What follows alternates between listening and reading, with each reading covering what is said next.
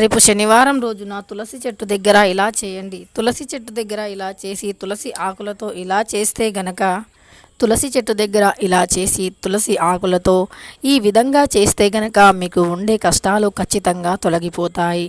ప్రతి ఒక్కరి జీవితంలో కష్టాలు అనేవి ఖచ్చితంగా ఉంటాయి. అయితే కొంతమంది జీవితంలో కష్టాలు చుట్టాలలా వచ్చిపోతూ ఉంటాయి.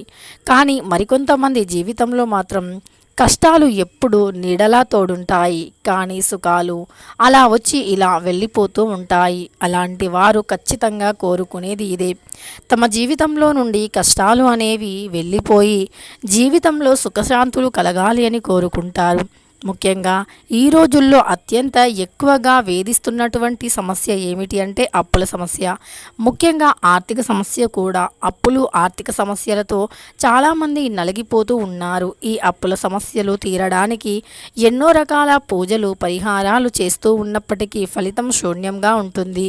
ఇలా మరి కొంతమంది కొంచెం పూజ చేసినా ఎక్కువ ఫలితం వస్తుంది. మరికొంతమంది మాత్రం ఎక్కువ పూజలు చేసినా ఫలితం తక్కువగా వస్తుంది. ఎందుకు అని అనుకుంటూ ఉంటారు. అయితే వారు చేసే పూజ చిన్నదే అయినప్పటికీ వారికి మాత్రం మంచి ఫలితం రావటానికి కారణం వారి యొక్క స్వచ్ఛమైన, నిర్మలమైన మనస్సు. కొంతమంది ఎన్నో పూజలు చేస్తూ ఉంటారు. ఎంతో డబ్బుని ఖర్చు పెట్టి పూజలు చేస్తూ ఉంటారు.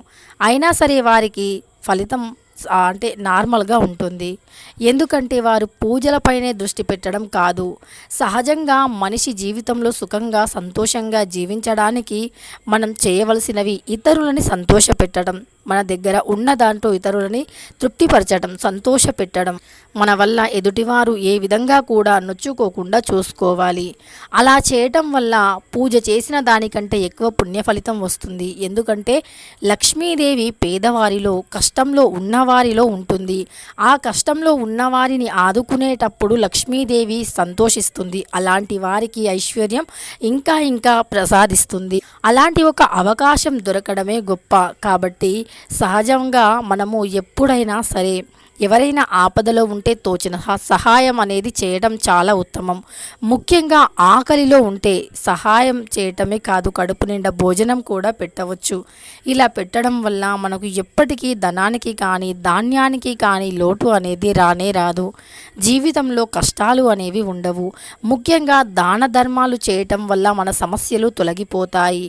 మన సమస్యలు అనేవి తొలగిపోవటమే కాదు, మనకు గ్రహ దోషాలు ఏవి ఉన్నా సరే తొలగిపోతాయి. జాతక దోషాలు ఎన్ని ఉన్నా సరే తొలగిపోతాయి. జాతక దోషాలు, గ్రహ దోషాలు తొలగిపోయి జీవితంలో నుండి కష్టాలు, బాధలు, సమస్యలు పోయి ఆర్థిక రీత్యా ఎప్పటికైనా బాగుపడతాము అని పురాణాలు, శాస్త్రాలు చెబుతున్నాయి. ఇక మరీ ముఖ్యంగా ఈ రోజుల్లో శాస్త్రీయమైనటువంటి పూజలు చేయటం చాలా వరకు తగ్గించారు. అంటే మారుతున్న కాలానికి అనుకూలంగా మారి శాస్త్రాన్ని మరచిపోతూ ఇష్ట ప్రకారం పూజలు చేస్తూ ఉన్నాము. అంటే శాస్త్రీయంగా పూజలు ఎలా ఉంటాయి అని సందేహపడవచ్చు చాలామంది. శాస్త్రపరంగా చేసే పూజలకి ఏదో చేశాము పూజలు అనేదానికి చాలా తేడా ఉంటుంది. ఎందుకంటే పూర్వకాలంలో శాస్త్రపరంగా పూజలు చేసేవారు. శాస్త్రానికి శాస్త్రానికి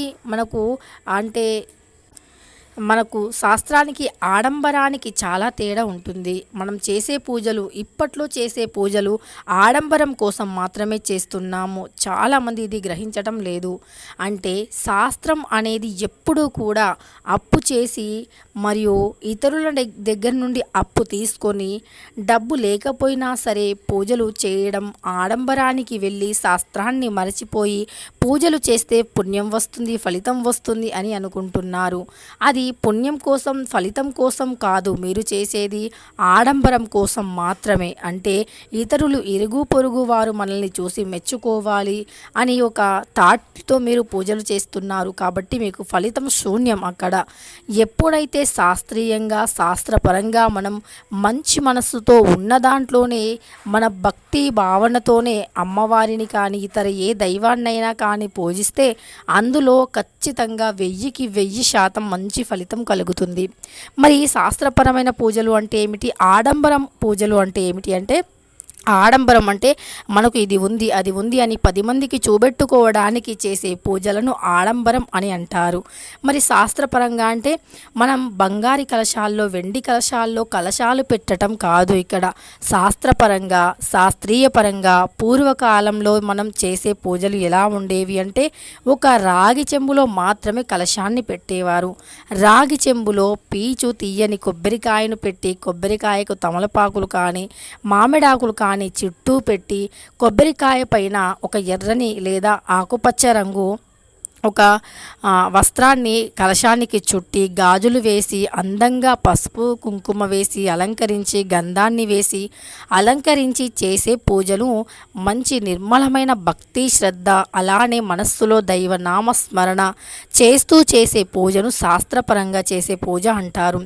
అలానే మనం పూజ చేసే రోజున ఖచ్చితంగా సూర్యోదయానికంటే ముందే నిద్ర లేవాలి. ఇది శాస్త్రపరంగా చేసే పూజలలో ఒక భాగమని కూడా చెప్పుకోవచ్చు. సూర్యోదయానికంటే ముందే నిద్ర లేచి వాకిలిని శుభ్రం చేయటం ముఖ్యంగా ఉత్తమమైన ఫలితాలను ఇస్తుంది. ముందు వాకిలిని శుభ్రం చేసి వాకిలిని కడిగి ముగ్గులు పెట్టి ఇల్లుని కూడా నీటిగా శుభ్రం చేయాలి. మన హిందూ సాంప్రదాయం పరంగా మన ఇంటిని ఎప్పుడైనా ఏ పూజ చేసినా చిన్న పూజ అయినా పెద్ద పూజ అయినా సరే అది ఖచ్చితంగా ఇల్లుని శుభ్రం చేసుకోవాలి, వాకిలిని శుభ్రం చేసుకోవాలి. ఎందుకంటే లక్ష్మీదేవికి కానీ ఏ దేవతకైనా సరే ఇల్లు శుభ్రంగా ఉంటే చాలా ఇష్టం. ఎక్కడైతే పరిశుభ్రంగా ఉంటుందో అక్కడే దైవం అనేది తిష్ట వేసుకొని కూర్చుంటుంది. ఎక్కడైతే పరిశుభ్రత ఉండదో పరిశుభ్రత నశించిపోతుందో ఆ ఇంట్లో జ్యేష్ఠాదేవి తిష్ట వేసుకొని కూర్చుంటుంది. కాబట్టి ఎప్పుడైనా పూజలు చేసే సమయంలో శుభ్రతను తప్పకుండా పాటించాలి. ఇకపోతే మరి రేపు శనివారం రోజున ఏ పూజ చేస్తే ఎలాంటి ఫలితాలు కలుగుతాయి, తులసి చెట్టు దగ్గర ఎలాంటి పూజలు చేయాలి, తులసి చెట్టుతో తులసి ఆకులతో ఎలాంటి పూజలు చేస్తే మనకు విష్ణుమూర్తి అనుగ్రహం లక్ష్మీదేవి అనుగ్రహం కలియుగ దైవమైనటువంటి శ్రీ వెంకటేశ్వర స్వామివారి అనుగ్రహాన్ని కూడా పొందుతామో ఇప్పుడు తెలుసుకుందాం. శనివారం అంటే వెంకటేశ్వర స్వామివారికి చాలా ఇష్టం. అలానే శివుడికి కూడా శనివారం అంటే చాలా ఇష్టం. శనివారం రోజున శివాభిషేకం చేసిన వెంకటేశ్వర స్వామివారిని భక్తి శ్రద్ధలతో పూజించిన స్వామివారికి తులసి మాలను సమర్పించిన ఎంతో ఇష్టం.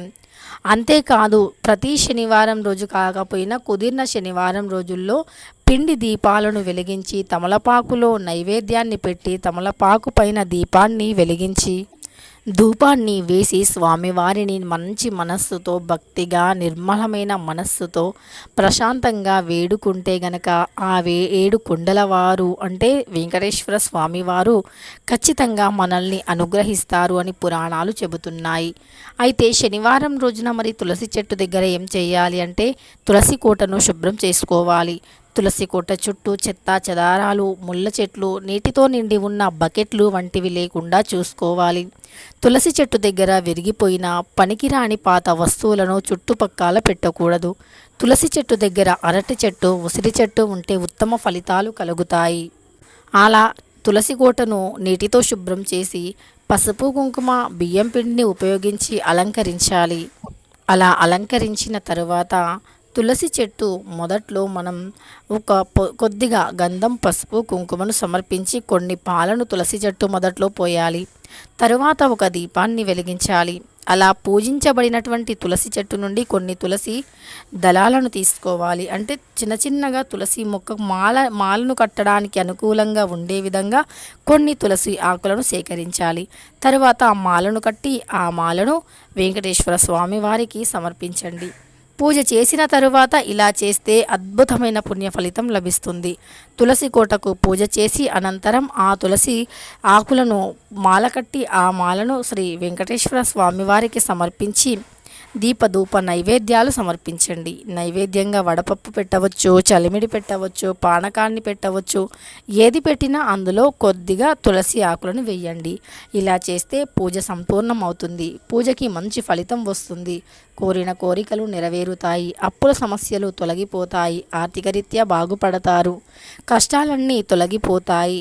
ఇక మీ వెంటే సుఖశాంతులు ఉంటాయి. ధనధాన్యాలకి సిరి సంపదలకి లోటు ఉండదు.